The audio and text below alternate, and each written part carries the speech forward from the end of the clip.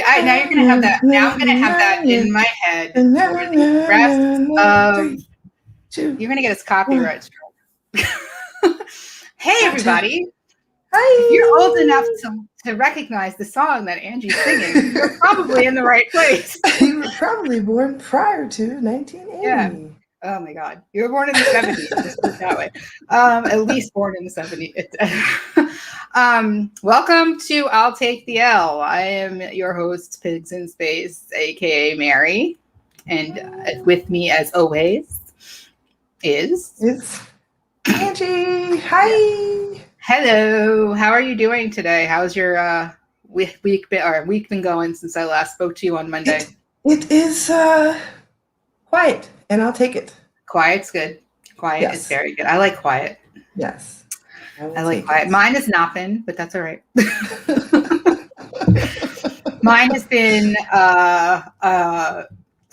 so far I've had 48 hours of self-flagellation, so I'm good. Nova. Hey Nova, how are you?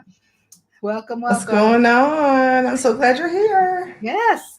So yeah, I've kind of been spending the last 2 days kind of all in my feels because I'm not feeling normal. Like, is that normal for me? Normal.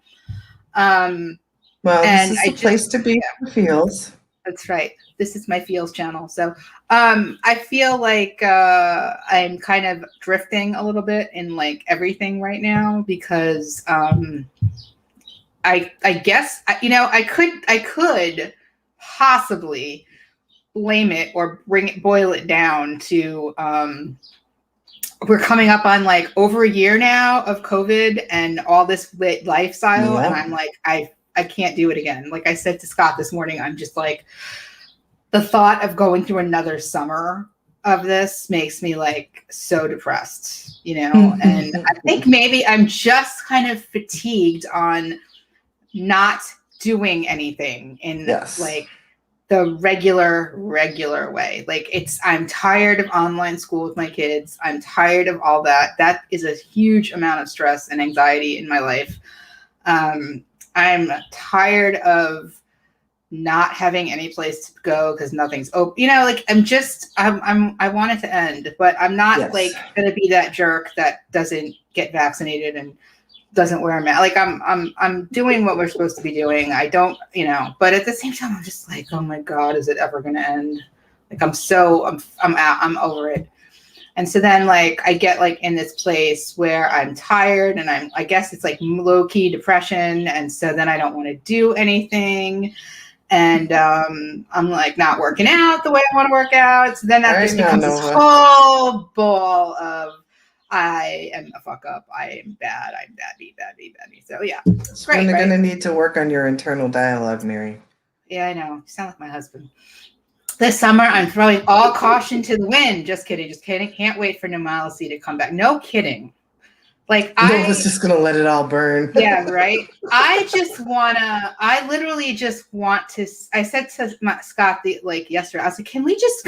I don't even know. Like, I'm sure there's a hotel open someplace. Can we just find one? I don't care if it's 5 minutes in the town next door or something. If they have a pool, can we just go and take the kids and like do something? Like get out of here, like, and my heart breaks for my kids because they've suffered a lot because of it, and I just so it's like the school thing is such I sucks. Don't know. Yeah, that's an entire episode unto itself, the school thing, because that's just going to be until next school year starts and I figure out what we're doing. I'm going to be constantly like low key stressing about that in the back of my head constantly. I'm just, I'm like, well, they're so young, so maybe I'm not screwing up their entire education, but I don't know, like maybe I am screwing up their entire education. I don't know. I feel like you're okay. I feel like everybody's like, it's kindergarten and first grade. What are you screwing up? And I'm like, well, I'm looking at this list of stuff they're supposed to know, and I don't know. Like school seems a lot different than when we were there. So yeah, it's kind of just messed with my head a lot. And so I've kind of just been in this like place. So I'm trying to pull myself out of it. I was hoping like I'd come here today and confess all my sins and talk to you and I'd feel better. And I'm already starting to feel better. So one other thing that's been on my head, because I want to make sure that I'm clear about some stuff here. We kind of talked, or like we skated around, or like alluded to online communities where in the weight loss niche of YouTube that are dedicated to criticizing people, right? So commentary channels. And I alluded to, like, I think it's crazy that those exist. And I just want to say I apologize, or, I misspoke if I did not make it clear that I participate in those places as well. I do as well. I'm going to say that I have been in them for over a year, and I have in the last 6 months or so, or even probably before that, like probably towards the end of last year, slowly kind of been extricating myself from it, because it is really toxic to my person, to me. And at this point, I have completely trimmed down my Twitter timeline by muting and blocking, where if I see something that's alluding to some, I don't even know the context, because I don't see like the 20 tweets that came ahead of that, and I don't go digging for it. Right. I'm not going to say that I'm out. I'm still in like a group chat here or there, because these are people I'm friendly with, and we talk a hell of a lot more about other stuff than we do about this, which is the way group dynamics work. You start out with something in common, and it kind of like escalates or goes from there. But I want people to realize I wasn't trying to say, I'm not being holier than that. Like, I fully come clean that Absolutely. I was part of that. And how are you gonna know about it if you're not in it? Well, that's the thing, right? Like, you get into it, and then you kind of you take like a deep dive, and then you're like, whoa. And at least for me, like, I got into it because I saw what was going on, and I wanted to see what was happening in that niche, because I was doing my thing, and I'm gonna come clean and say too, like, there was a lot of jealousy involved in my feelings at that time, because like there were people who were blowing up or getting big, or bigger people than me, who weren't like putting in. I don't want to judge people's effort, but like at that point I felt like, I'm doing this stuff and I'm making progress and nobody sees me. But then it came to the point where I was like, it's so random. Like, it's completely random. It's not, you could work so hard and you'll never get popular. And then, then over time, I've cultivated like a small little grouping of people who are kind of in my little community around my channel. And I'm like, that's fine. Like, that's great. Like, this is productive. When I talk to these people, like we talk about things. And then I kind of moved on. But like, I was in that shit and I was in the mud. And now I started slowly pulling out of it, and now my contributions are pretty much laughing at stuff, like looking at, like, throwing a joke in where appropriate, being like, what the fuck is going on? Like, having that reaction, or being like, why? I don't know. I don't understand what's going on. Like, why is this happening? Because, but let me just finish this one thought. Yeah. Because it's at the place now where it's completely absurd to me. Like, this started out with criticizing people, and now we're at like a war of people who are just arguing and fighting with each other. And I don't care who you are or what you said or what you do or whatever. I'm just like, it's crazy to me that people feel upset or angry or take it so personally that, they're pulling up people's criminal history. They're pulling up people's like pictures of their kids. They're doxing them. They're bringing up sobriety, addiction, like all this crap. Like, and it's like calling people's jobs. It's like, why? Like, what? Why? And when that started happening, that's when I was like, I like, this is not, I mean, I might care about this to a point, but I don't care about it enough that I'm gonna like call somebody's job because they're being a dick on the internet. Right. Like, so, at this point is, like, I just watch it. Like I said, I'm in it, and I'm still in it. Like, my feet are still in it, not up to my neck anymore. But like, at this point, I treat it like entertainment. Like, it's literally like my soap opera, because it's like, what's going to happen today? Who's going to say something today? And oh my God, I can't believe they said that. Or wow, this, like, I mean, I'm not going to say I don't like to watch the drama, because I like to watch the drama.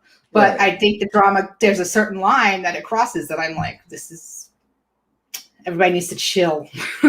So Nova says, slow and steady is best because the audience you'll cultivate otherwise will have you compromise your integrity. It's a dirty game out here. The message has been lost. Absolutely. Absolutely. It's really like, I mean, I don't know. Like, I guess I just don't know why it's got to be like that. Like, I don't get it. Like, I mean, it could all be like people trolling each other on this grand scale that I don't get or what I'm not in on, but like, it's mean. Like, it's really mean. And I want to talk about one example, but I want you to talk about you were like starting to talk about your involvement in it or how you feel about it. So before we jump to an example, like, why don't you finish your thought there? I was just going to say, like, for me, from my experience, it was more of just kind of following people. I kind of stumbled onto it and I was just fascinated. So I followed. I just followed, and what I saw was what I accepted, right? And as I followed, I was like, wait a minute, I'm just like following these people and listening to what they say and realizing that I'm not necessarily like, I'm just listening to people's opinions, right?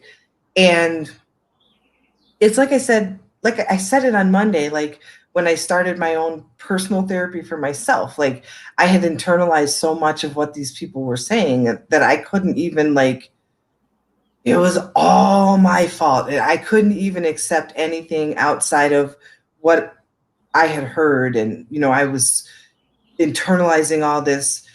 I'm a terrible person because I did this to myself. I must be a terrible person too. Like, and so for me, like, I had to start pulling back, not because if other people choose to do all that the doxing, the personal stuff, the insults, the mudslinging, because some people just really enjoy that. And apparently, and I'm not judging people's behavior. I just am like, I don't get it. Like, and I think that's the problem is that I look at it and I get so upset because I'm like, why? I try to understand it. I can't be bothered to understand behavior that I'm not capable of, because I'm not cut out for that, right? So like, I'm not going to try to understand it because I'm not cut out for that. Like, I'm a luxury model. It's going to take a lot. It's going to take a lot, and it's not this. It's not this. I am a luxury model. I mean, look at me. Like, all I did was just gain weight and make myself sick going through all of this, trying to pull myself out. Like, and I have removed myself. Like, if you look around for me in that community, because I still watch too, I'm just like you. Like, I'm invested too. Like, I've made friends in this community. I've made friends with you. I'm friends with, I'd call Nova a friend, definitely. I love Nova's content. I'm her mod, and I never miss Nova's content. But she's got great content. Where else do you see me? Like, if you look around, no, I don't see you anywhere. You don't see me anywhere else anymore. I text you if I need to talk. I text you. But so for me, I just had to extricate myself just for my own personal health and well-being, so that I could work on myself. Because, like I said Monday, like I just had to be done judging everybody. Like, whether you're H or A, it doesn't matter. I'm done touching poop. I'm done touching all the poop. I like the people I talk to. I like the groups I stick around in that I've kept myself in. And I'm not judging how people react to things or what they do or how they respond. And some of it's, I think, funny. And I think some people are trolling and not coming from a nasty place or anything like that. And then other things don't seem that way. And my response is always just like, okay, well, you're doing you. Like, I don't want to be involved in it. Like, I just kind of, I might be crazy making myself nuts because I'm kind of trying to figure out if there's why, how, what, but I think I need to stop doing Thank that. you, Nova. Because at the end of the day, what I have to say is there's room for everybody at any point to decide to change. Like, yes, you participated in it. I participated in it. We were all slinging mud or whatever at one point. There's room for everybody at any time to decide to change. I decided to change for my own personal reasons. I made a choice and I made a change. You decided to change for whatever reasons that you decided to change. You made a choice and you decided to change. Are we still watching this content? Yes, we are. But are we still doing the same things? Are we still harming other people or ourselves as a result from watching this content? No.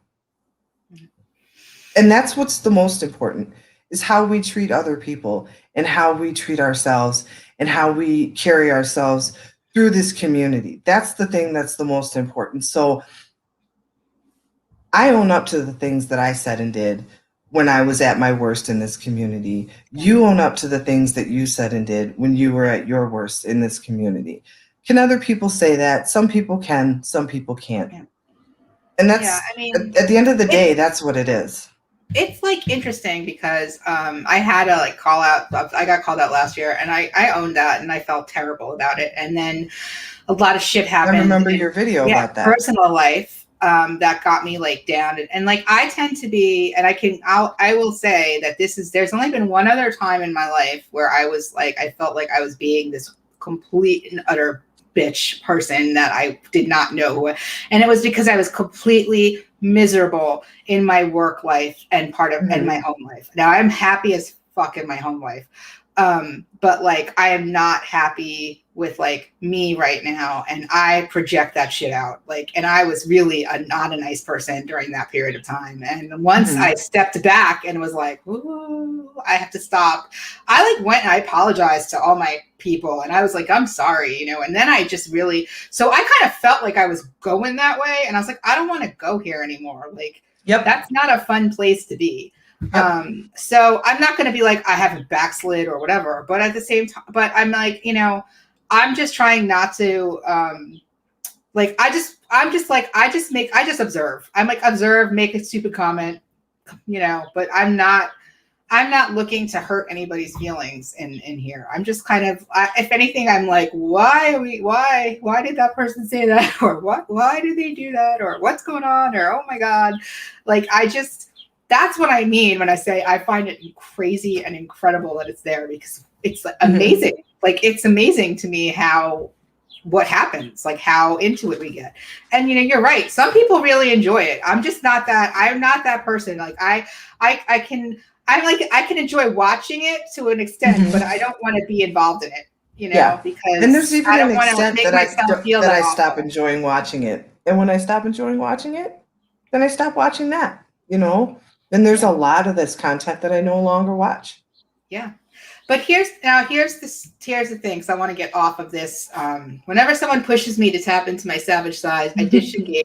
No one wants to see that side, but it's tough to not match people's. Oh yeah, absolutely. Yeah, absolutely. It's very tough. And if you're especially when they're coming for you. Yeah, if they're coming for you, if you're like me, I am a hothead at times. So if someone says something to me, I automatically have to have an answer back. And if you're going to be petty to me, I'm going to probably go petty for you. Like it takes a lot. Like, I mean, I don't get, who is screaming in my house? My kids are probably killing each other. It's probably Ava.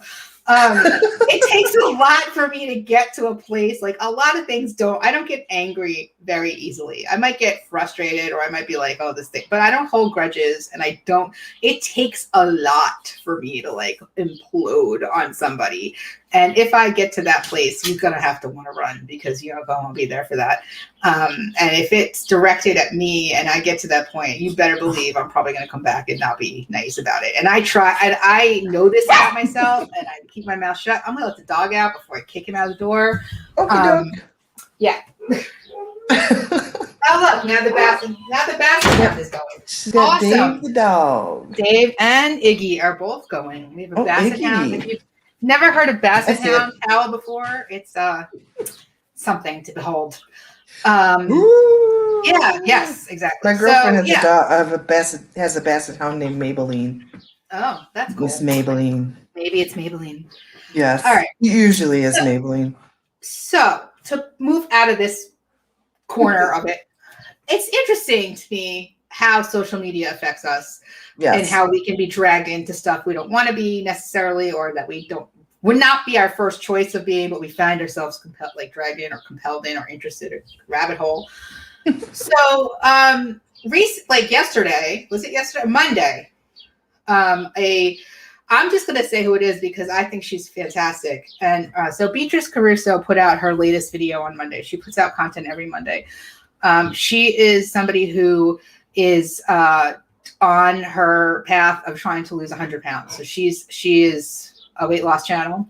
She blew up. She's funny as hell. She's young. She's she's hysterical. She's really hysterical. And I think the thing about her that makes her so popular is because she's so likable and her personality is so infectious, and you just want to be her friend because she's hilarious. And the reason I really like her is she's very honest about everything. Like if she gains weight, she'll show you, she'll tell you, like she even had a point where when she suffers from binge eating disorder, she had a point where she was very low, and she actually even filmed herself cleaning out her car of all the fast food bags and she showed everybody just how much she had binged.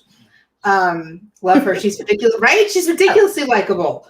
Like, and if you read her comments, people are just like, I want you to be my friend. Like she is. She's really, she's funny. She's really funny. And I don't agree with her entire approach to her weight loss. Like she does a lot of a lot of challenges and a lot of different things that go switch. So she's not, hey Randy, hi. Randy C. Thanks for stopping by. She does a lot of things that I'm not like. My thing is like she's not always consistent. Like she does different stuff, like, you know, and I can give her a pass on that, but that's not. You muted yourself, you know that, right? So she came out with her video on Monday, and she basically said that she's not going to be focusing on weight loss anymore, or she's not going to be losing weight right now. She's kind of in a, I guess she's in a maintenance period. So, and that's cool. Like I'm fine with that. Her life is kind of crazy. She's just bought a house. She's in the process of moving. Her channel's like really blowing up. She's got spots. She's doing really well. There's just a lot, and there's a lot going on. She's also extraordinarily honest about her mental health and her struggles there. She has depression and anxiety. So she talks about how sometimes it just really gets, I don't know what kind of treatment she's getting. She hasn't talked about that. She mentioned a therapist. I don't know if she takes medication or whatever, but it sometimes seems like it does get away from her, and she gets down in there, and she'll come out and tell you. She'll film herself in her bed, like under the covers, you know, being upset.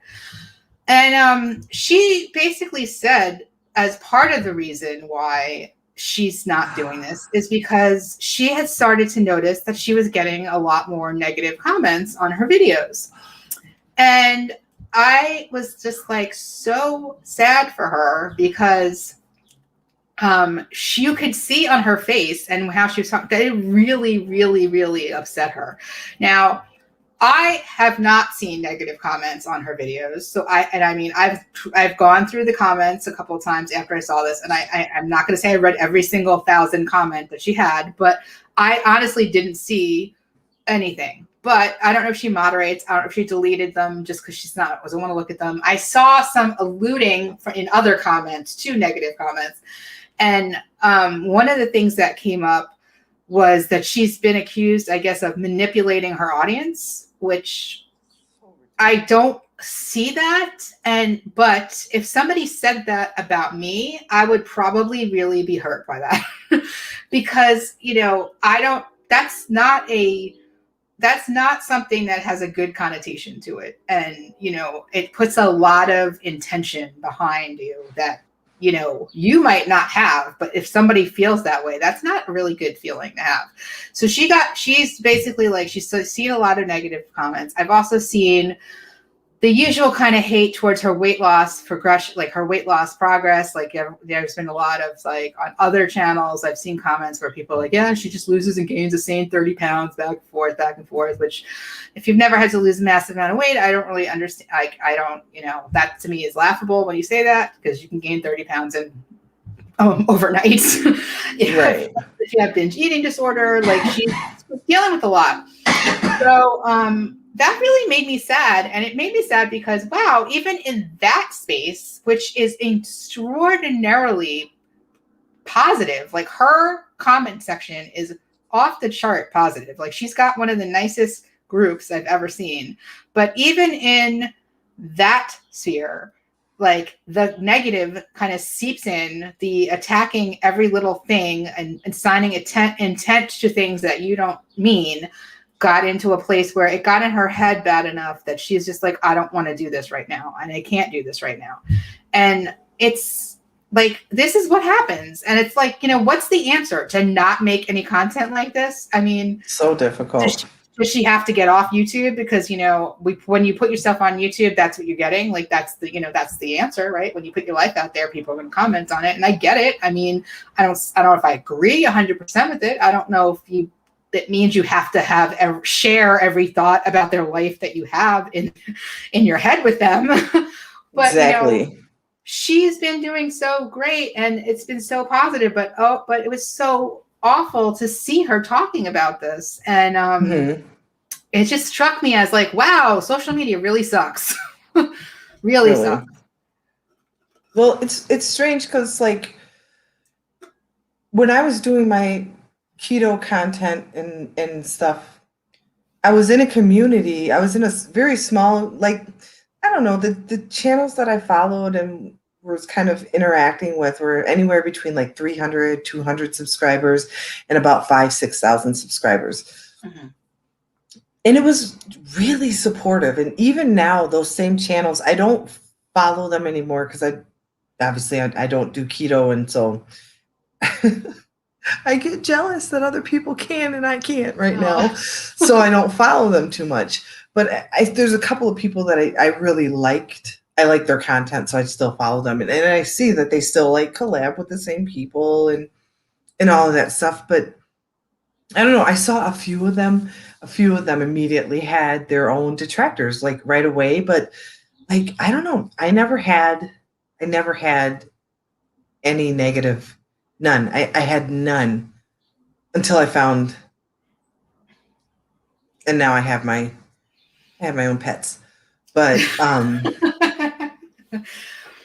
but you know what? I earn my pets. I earn my pets honestly. So, whatever. Yeah. I'll keep them.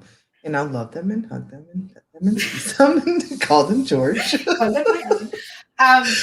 you think it's just like the audience for this particular area is just like out for blood? Like, is that what it is? Like, I mean, do we look at this spot and be like, this is a place where I can totally just concentrate hate towards? Yeah, because it's okay for me to root against the person. Because whether you're 500 pounds and need to lose 300 pounds or you need to lose 30 pounds, if you're overweight, it's okay. You're fair game. You're fat. You're disgusting. Even normal weight appearing bodies. Oh, God. Don't even get me started. There's like they're fair game. Level of fatness that we have now. Like, oh my God, I can't stand it. But even that, even that, you're fair game for somebody to come in and call you a fat ass. You're fair game for somebody to just rip you to shreds because you sat down and you had a roll in your stomach, and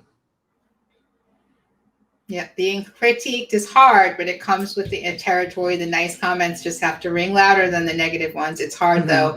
Fat people are still an acceptable group to taunt. Absolutely, right. Yep. Yeah, agree on every point there. It's hard some days when you're not feeling great about yourself to begin with, and then you get smacked in the face with somebody's opinion of you. Yeah. It's really like, it's hard, it's sometimes I'm like, I can't even imagine somebody saying to Beatrice's face, I find that you manipulate your audience very much. Like, I mean, I guess I don't even understand where that's coming from because I don't see it that way, but maybe to somebody it feels that way. I'm not going to like invalidate how somebody feels, but I do just kind of feel like when you say words like manipulation, you're putting an intent behind it that may or may not be there. And, right. That can hurt the person you're saying it if they don't have that intent. And there's nothing about her to me that screams that she's intentionally trying to make anybody feel away. She's like, to me, she's so focused on herself and has more than enough issues to deal with her own life. That she's trying to make anybody else like cracking a few jokes, eating a couple of dinners, and doing some weight loss challenge, doing some Chloe Ting, running a mile a day, raising food for a food shelf.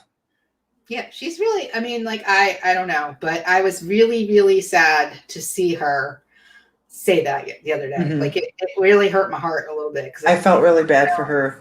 But because you know what? I feel good for her too because she doesn't feel pressed to keep making content to make people happy, and she knows when she needs to stop, and she knows when she needs to take care of herself. And I hope she stays gone for as long as she needs to. And if that takes, as long as it takes, stay gone yeah, and take and care of yourself. and And she'll do exactly what she did last time. I yep. think there was a point, she came back and said, look, this is what happened, and I didn't feel like making content, and blah, Mhm. blah, and that's cool.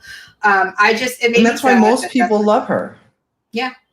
I think that's the way around it. You have to realize this person would never say that directly to you, so it should mean nothing, and it isn't easy though. No, it's not. And Yeah. I often think that a lot of stuff I hear or see, I'm like, they would never say that, right? Like that would be something. You never know with people, but like, Yeah. I don't, I'm guilty of it. Like I've said shit that I probably would never, I'd feel awful saying to somebody's face, like, because Mhm. I have to put my face to it, but, Yep. and I try not to do that anymore. Anything I talk about, if I'm going to make a comment or critique about somebody, it's something I would say, I've said publicly, or I'm explaining myself, and then, and I'm not. And that's why I'm glad I have videos with my face on my videos, and my face is on my profile picture, and my comments, you can see my face, and I'll take responsibility for the things that I've said and done. Yep, I said those, and the things that I regret that I've said, I've gone around and I've apologized to people, and you can see my apologies to people. I will publicly apologize when I'm wrong, because I'm wrong. Yeah. Because I'm capable of being an idiot just like anybody else, but whatever. Right? Is that the thing? Like, nobody's allowed to fuck up. Nobody's allowed to feel a certain feeling or react a certain way. There's no, because I'd mentioned this to you earlier. It's almost like just for myself example, like it's not like it doesn't matter what I'm saying, like it doesn't, because somebody's just looking for something to clip out or take from what I'm saying and have a moment, right? Like a this you moment, and I feel like, and hold on to that for 12 years. And I feel like that's what a lot of it is in some ways, is that no one's actually listening to each other. They're just kind of waiting to hear something that can be used, and that's hard. That's hard. It makes you not want to talk about things. It makes you watch what you're saying.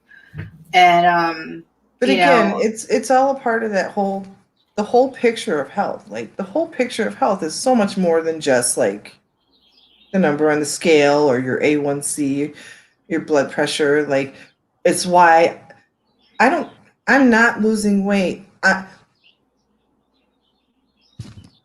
I'm not losing weight. I gained 70 pounds in 2020, and I'm not losing weight. And if people have a problem with that, because I'm working on my mental health, that's more important to me, because I can't lose weight until my mental health has been addressed, right? And because it's a bigger picture, right? Right. And I'm at a place where I can say that. Everybody's not. Beatrice Crusoe is at a place where she can say that. But everybody's not there. And I'm at a place where I can let other people be where they're at. Yeah.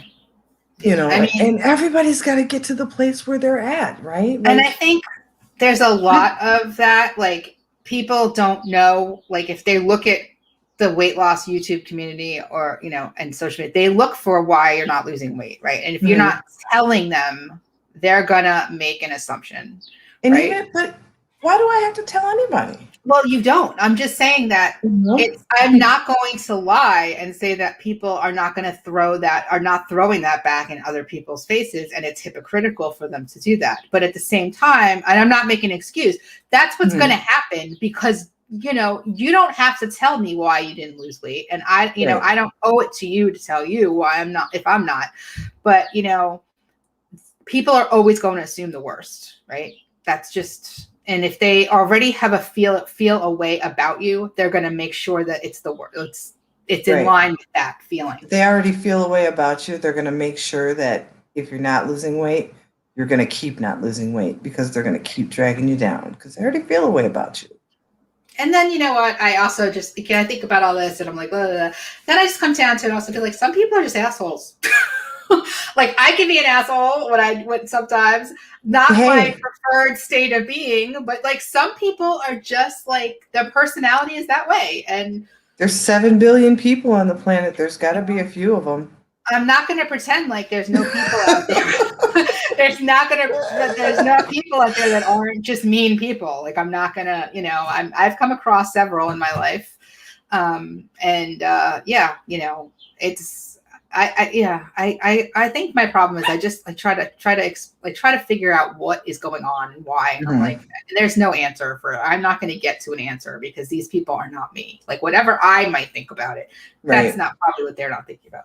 Right. So yeah, so that's fun. That's where that's what I've been thinking about with social media.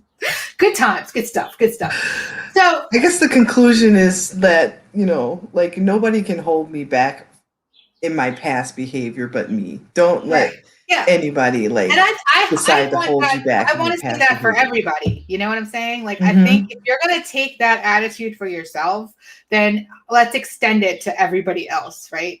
And that's something that I learned just recently that I have to do. Like if I'm going to be kinder to myself because of my past fuck ups, then I have to start being kinder to others. So I'm going to totally sideswipe you here because I didn't talk to you about this before. So I saw something, it was this morning. I saw something come across my Twitter feed this morning that I thought was really interesting. Phew, I know it's not me then. It's not you. This is going to be, this is probably going to be another show into itself. But so I saw like there was I can't remember if it's a Vanity Fair or Variety interview or Vogue that had with Lizzo recently. And she was talking about like body acceptance and body positivity. But it was interesting what she said because I'm going to misquote the whole thing, but here's the gist of it is that she had said something like that the body acceptance positivity movement has kind of been overtaken by the people it's not about. And she specifically did say by smaller bodied fat people. And I was kind of like, what? Like, I was really kind of surprised that she had that attitude because I was like, but she, you know, that it's been co-opted. That was the word. She co-opted by the people it's not about. I was looking for it to see if I could find it. I couldn't find it real quick. Okay. Oh, and it was one of those like, it was one of those now and then like pieces that they do, like short news pieces, and she's talking about like, you know, she is she's not for body positivity except she's for body normalization. She's like, my body is fat. It's normal. Like it's not something you have to accept or this is my normal body. Like it's a normalization of bodies. And I can get behind that. I was more just shocked that she kind of like, it got like there in like a caste system almost of like, how fat do you have to be involved? Well, there's people out there. I mean, when I back to what we were talking about before, when I found that community, that's the first time I had heard somebody break it down into like normal fat, super fat, extra fat, whatever. Like I'd never heard these things before. Like who needs that? Well, apparently the body acceptance movie does, because I've only heard that in that movie. I feel like there's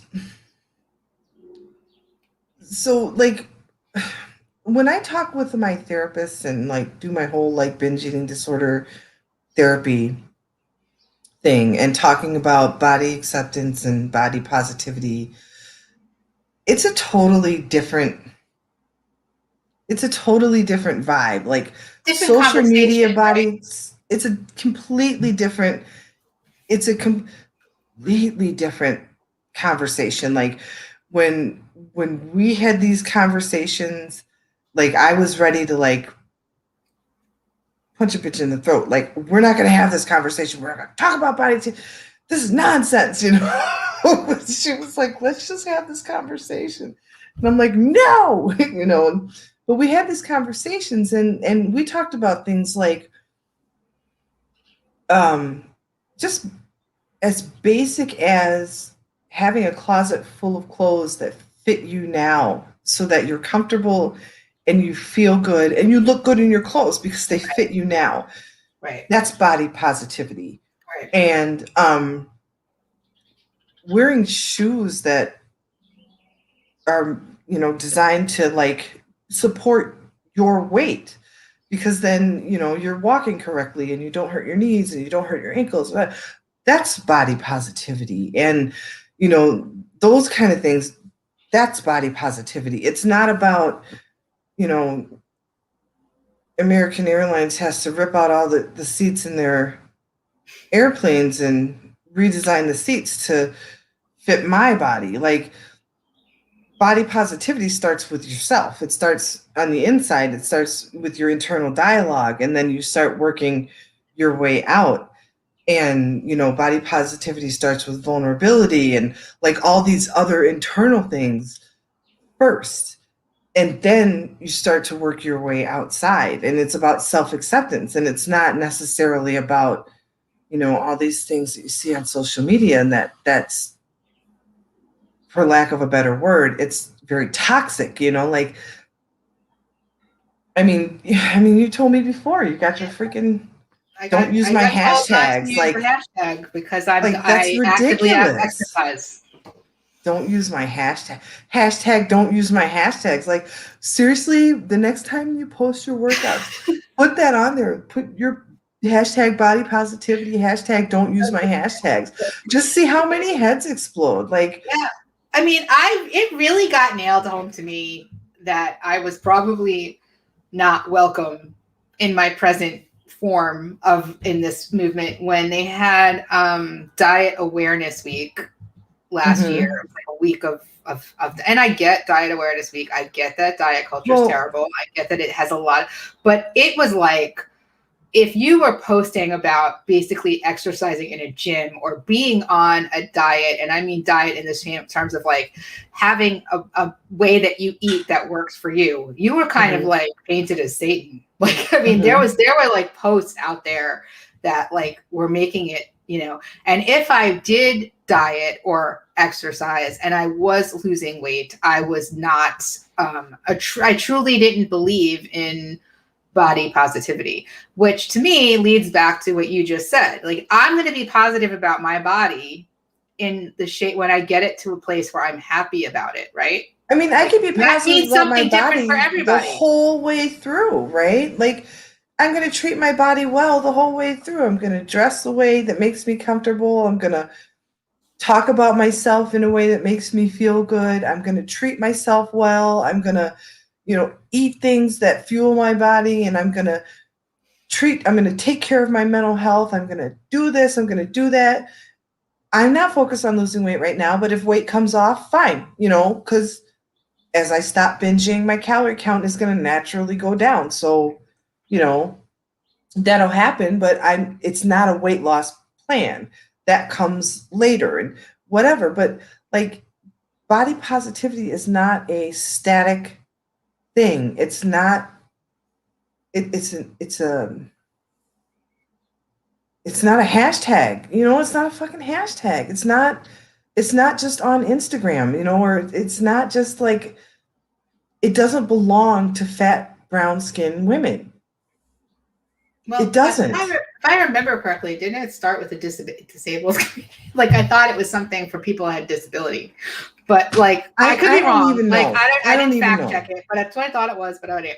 But like what you just said before about like, you know, body acceptance and having like self-awareness and self-positivity, doesn't that kind of throw that whole thing out the window if like you're going to turn around and be like, you're not fat enough to be part of this community? Like, isn't that like, I mean, how can you truly be like, I'm okay with myself if you're then talking about somebody else not Because being. what happens to the person who has a restrictive eating disorder?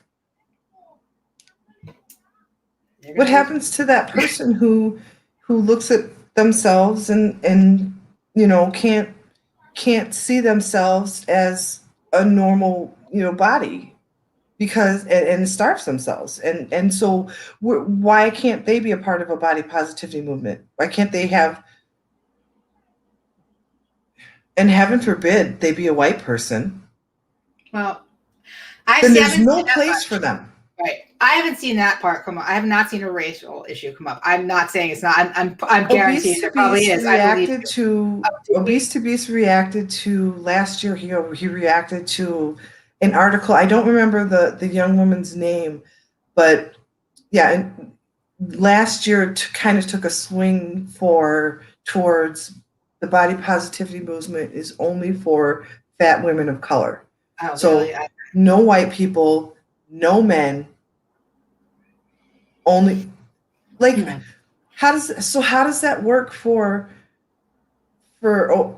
obese men? How does that work for severely underweight people? And how does that work for white people who are obese?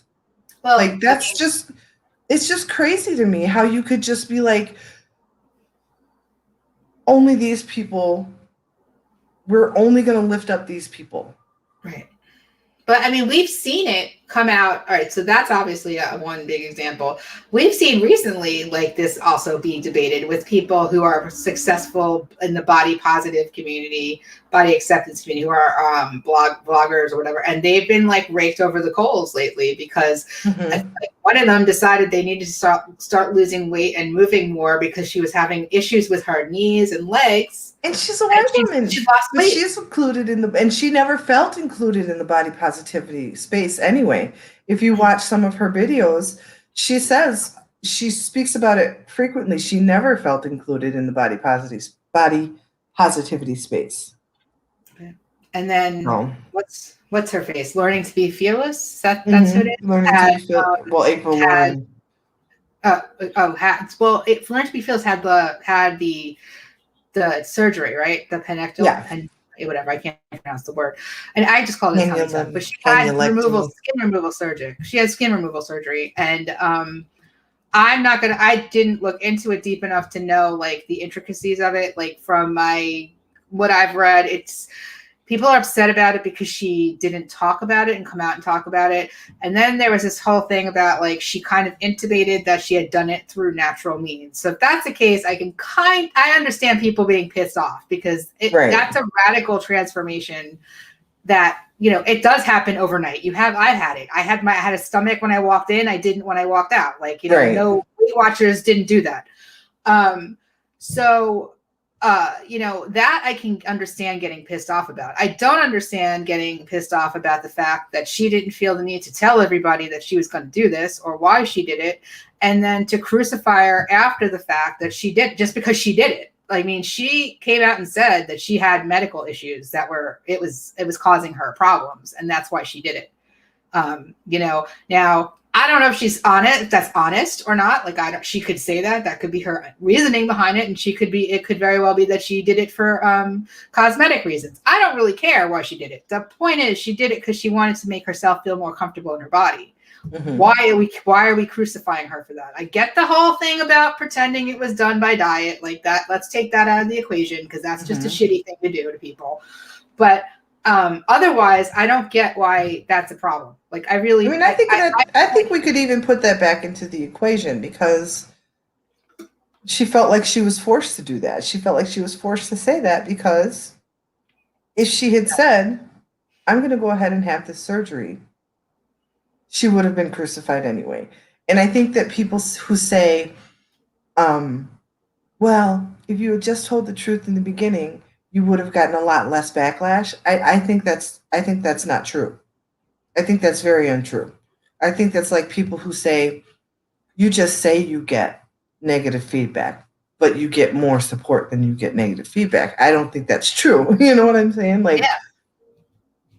And we're not entitled to her health. Because you can't win here's the thing, when you tie yourself to a community like that, you kind of don't tie yourself to a community like that. Like, Right. just do you. Like, if you love your fupa, love your fupa, and then when you're ready to let it go, let it go. Like, Right. Right. just don't tie yourself to a community like that. It was amazing because there was like a shit ton of videos made about her and people were really angry. And I was just like, fuck. I mean, like, I've had surgery. All because somebody just wants to lose a little weight. Well, maybe and at the end of the day, you know, if you want to be fat, just be fat. If you don't, you don't. Like, why do people care? I don't care if she wants to lose weight or not. Like, if she's going to say to me, I kept getting infections and had health issues, because to me, that's no different than my appendix has to come out because it's causing me problems, or I have gallstones and I need to remove my gallstones because it's a chronic health issue. So if she's having something that's a chronic issue and she's taking care of it, that's her personal health decision to make. Why anyone feels like they should find out about it or hear about it or, you know, be told about the reasoning after the fact is like, that speaks to just how insanely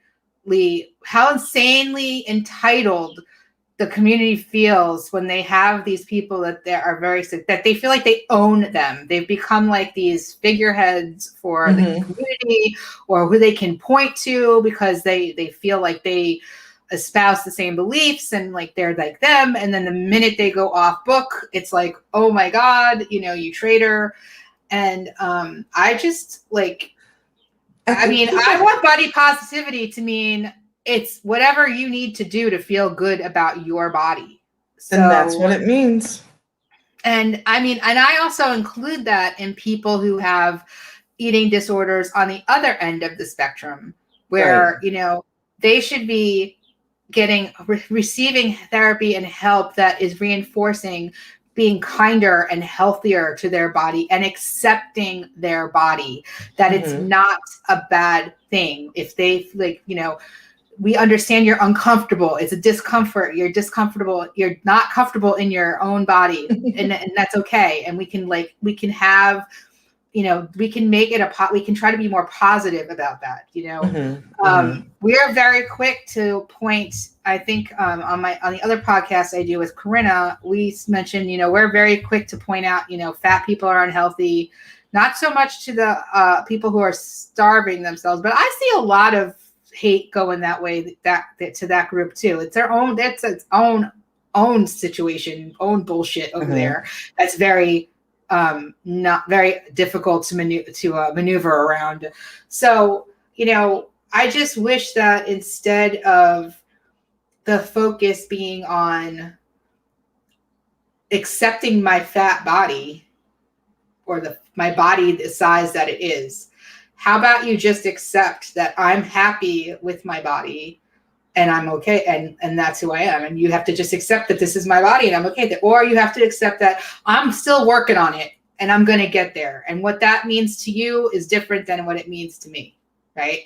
I would much rather see a movement on body positivity and body acceptance moved from like a social kind of thing, focused more on like a real life kind of thing, where we've talked about this, where you go to the doctor and the doctor is like, okay, I get that you need to lose 20, 50, 30, 100, whatever pounds, but let's talk about, you know, when you're ready to do that, let's talk about a way to do it. You're still going to get like compassionate healthcare. They're going to listen to you. They're going to realize that, you know, this is what they're working with. The person they're working with is what is in front of them. And they might not be ready for that challenge yet, but like somebody who's at least, you know, willing to hear it and then say, when your time is right for you, come and see me and let's work on this, or I'll give you a referral, or I'll do what you need to do. All these things you have to work on.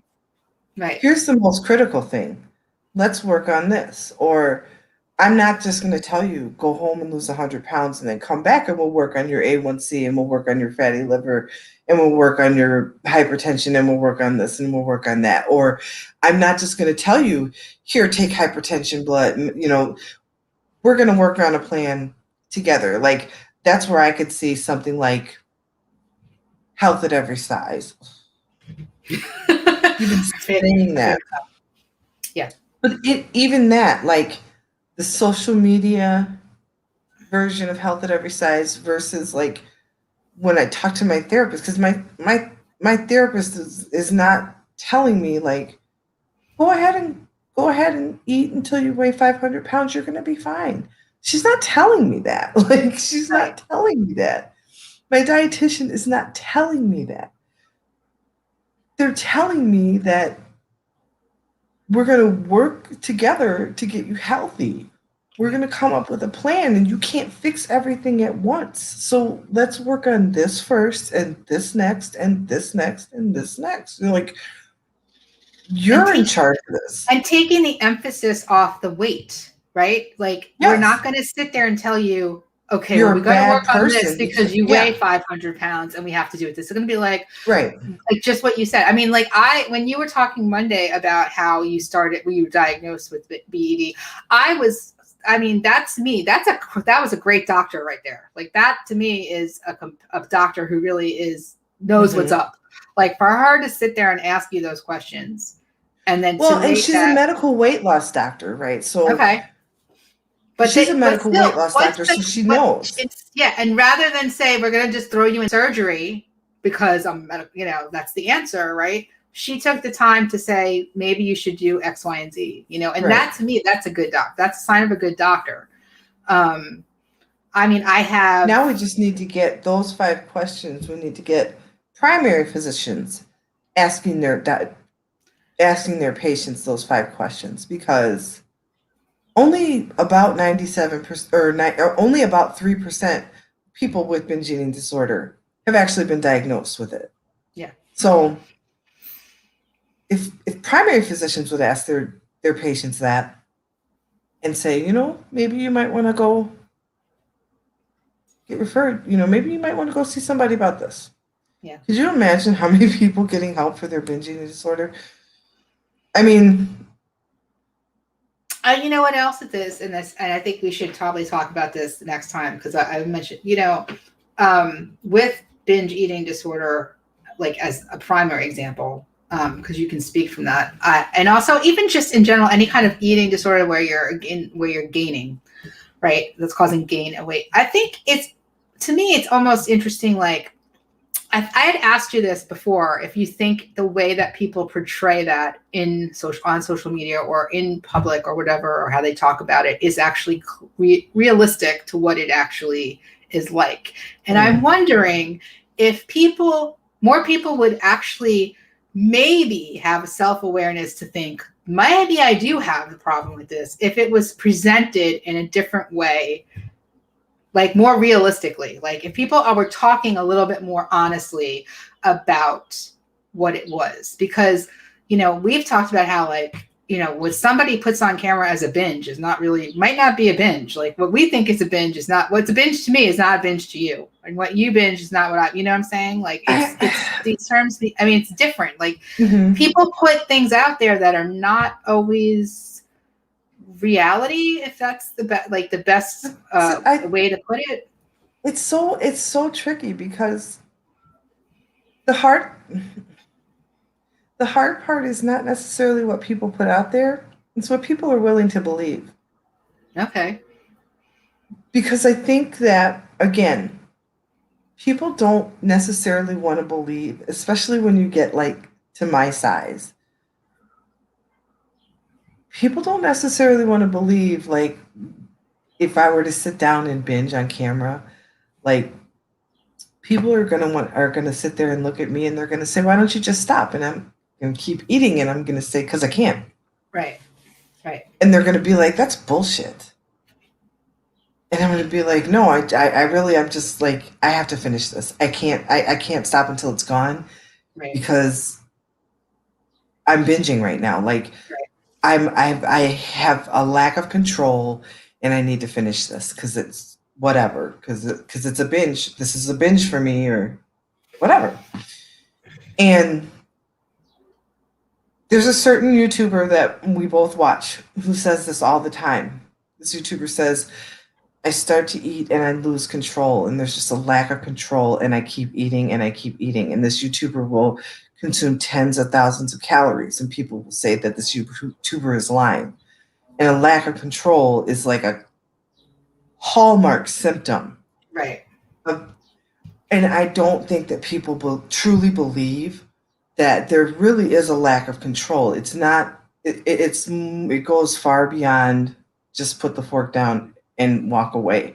Like you can, there's some for some people, and this isn't my like donuts aren't my trigger, but Right, right, like for some people, walking past a bakery and seeing donuts in a shop can trigger them to just like go in and buy, a dozen donuts. And right, let's say they're walking past this shop every day on their way home from work.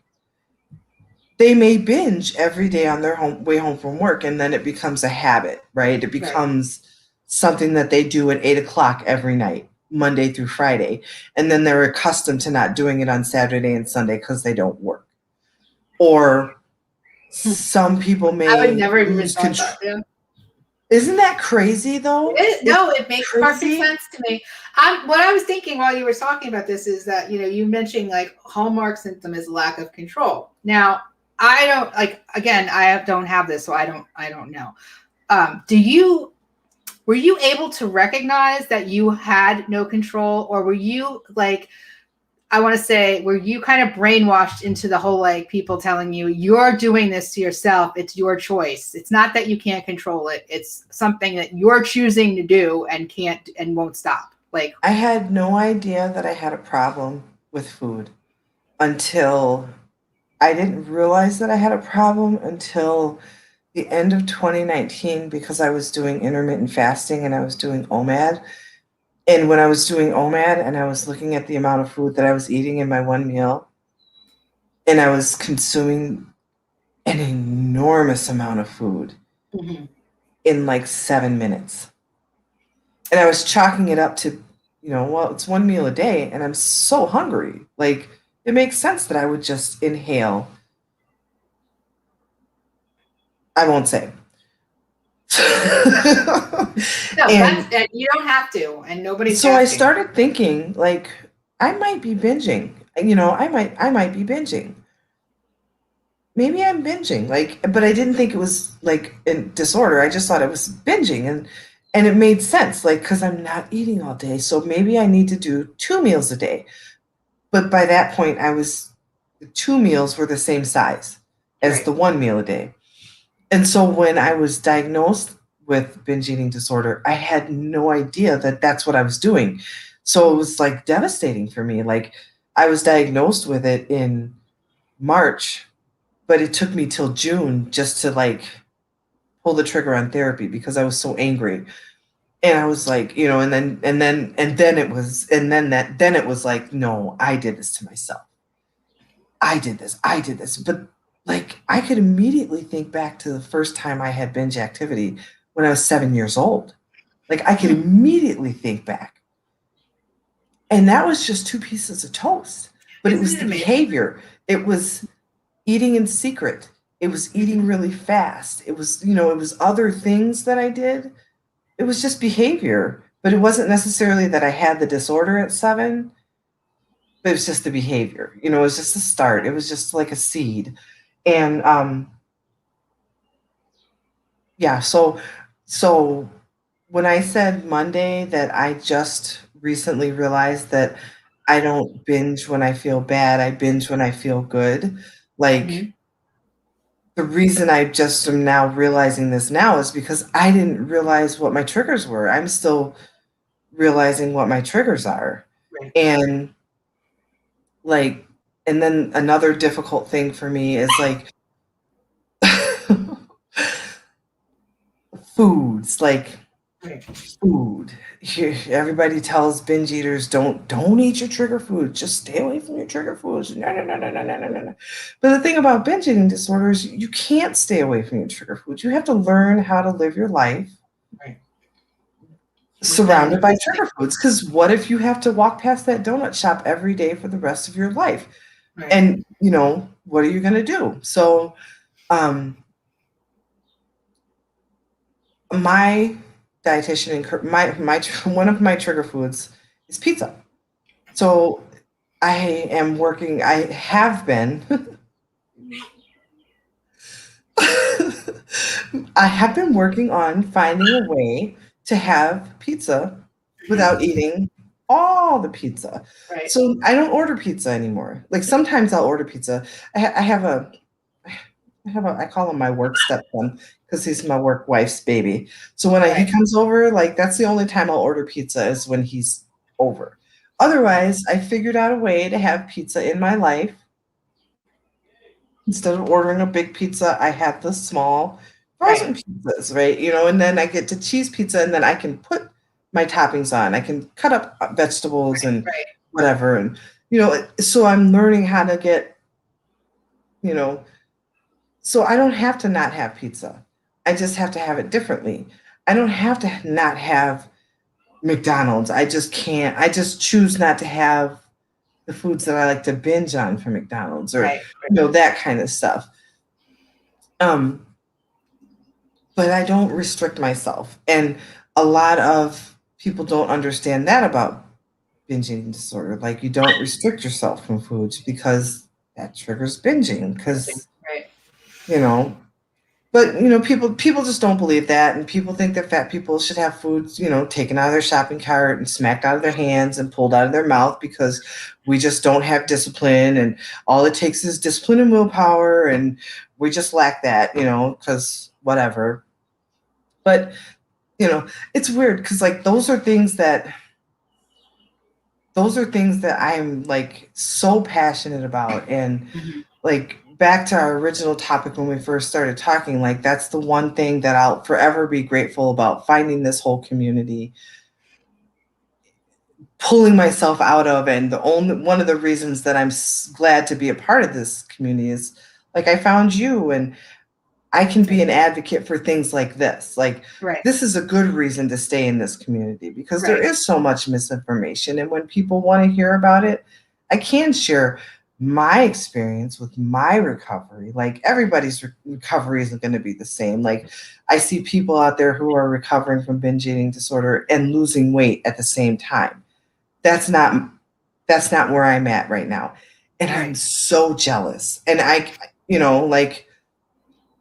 want to lose weight. I just know right now I can't. Like if I tried to do 2,000 calories a day, I'd be at 10,000 calories in 15 minutes. I'd be at 10,000 calories by like 10 a.m. Right. And it's so frustrating and I'm so jealous and I don't understand how they can do it.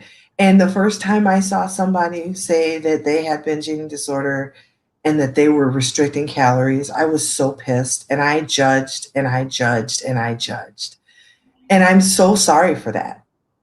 And if that person ever comes across this video, that person knows who they are. I'm sorry. Yeah. I'm sorry. Yeah. I mean, there's a lot to unpack there, right? And there's also a lot to I think what I'm trying, like, I'm gonna be so inarticulate on this, but I think I'm just because I'm processing. I don't want to. I'm like thinking about what you're saying, and I'm trying to come up with the things, triggering so many thoughts in my head. The level of self-awareness that you have to have during the process, the therapeutic process, right? It seems like a very, very large amount of it, because you have to be able to say, and then if you don't, you're wasting your time. Right? You have to accept and admit and accept and own that you're doing certain things, you're feeling certain ways. Like you're just saying, you're comparing yourself to somebody else, and better than anybody that everybody's struggle is different and where you guys are in different places. So that and you feel that. But like, wow, the level of self-awareness that you have to be successful. And I mean, is it any wonder why it's so fucking hard for people to overcome an eating disorder like this when you're asking people to dig really, really deep, probably in places that hurt a lot, or admitting things they're very embarrassed by. And who wants to do that for like an hour a week or more, right? Like who wants to sit there and do that? And then who wants to come on YouTube and do that? Like, right. Who wants to really come on YouTube and then bare themselves naked like that for some asshole with the letter R on their profile picture to come on and call them a fat ass and say they don't have discipline and they're just manipulating their audience. Right. Right. Well, there you go. Here, Nova says, learned so much about binge eating disorder from Brown Girl Life because I used to think people were just making excuses, and it's been eye-opening. So I think there's so much to learn from this community if you extract the right lessons. Yes, absolutely. And that's how I feel about when Angie and I started talking about this, and she started talking to me about her disorder. I didn't realize how much I didn't know about binge eating disorder, and how many assumptions I had made, incorrect assumptions I had made about binge eating disorder, because I not having it and not having to deal with some of the hard things that you're going through. Just like, at this point, after I wouldn't expect people to understand why I have certain behavior when my anxiety is spiked to like the end. Right? Like, why do I do things? Why do I pace back and forth or do certain things that just seem odd because when I'm suffering from an anxiety attack or a panic attack, right? So you don't know what the struggle is, and you don't know what the therapy is about it either.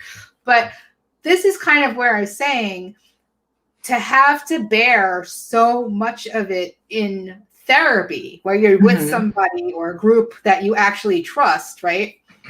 And then you're going to turn around and put it out there on YouTube.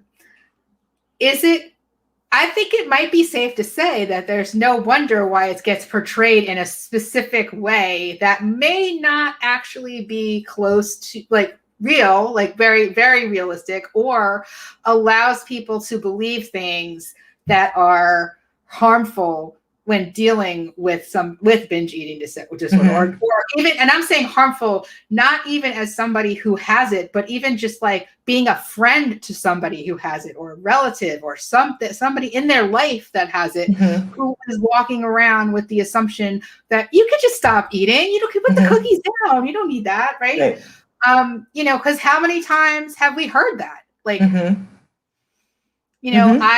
I have heard that my entire life, and I don't have binge eating disorder. I am an emotional eater, and I can't make people understand that if I'm severely depressed, I'm going to eat, or, and I'm also a person. And people who don't have binge eating disorder binge too. Everybody binges occasionally. Everybody overeats occasionally too. So then there's that on top of it. So there's some people who are just occasional bingers who think they have a problem. And I learned in my research, overeating disorder is a disorder too. Yeah. So it's when you are saying that an eating disorder where you're gaining weight, that's a thing too. Who knew? Yeah. I mean, nobody fits into a box, right? Nobody fits into. I know I don't. Maybe a refrigerator box. I don't know. I don't know. See, I have to try that later. Yeah, I'm going to be buying a new washing machine soon, so I'll probably try that when it comes. My kids will probably make me try and get in the washing machine box when they play with it. Let's make a fort. Let's make a fort. Yeah, pretty much.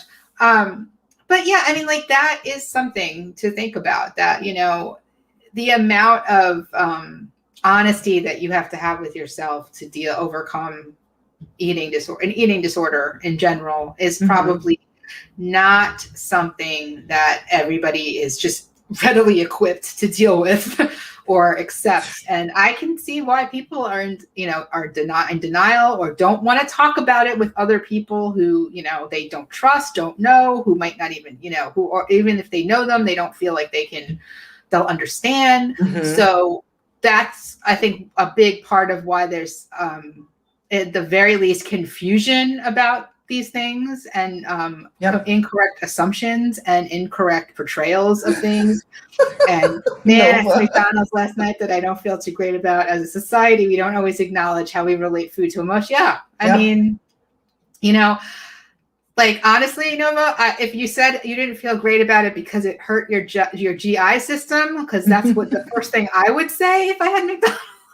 I would get that. But if you're saying from I feel like an asshole, or I'm beating up on myself because I ate McDonald's, then I also understand that, because I've spent the last 3 days beating myself up because I haven't been doing all my full workouts. So I get that. There's a lot of emotional baggage that we carry with things that we really need to stop doing.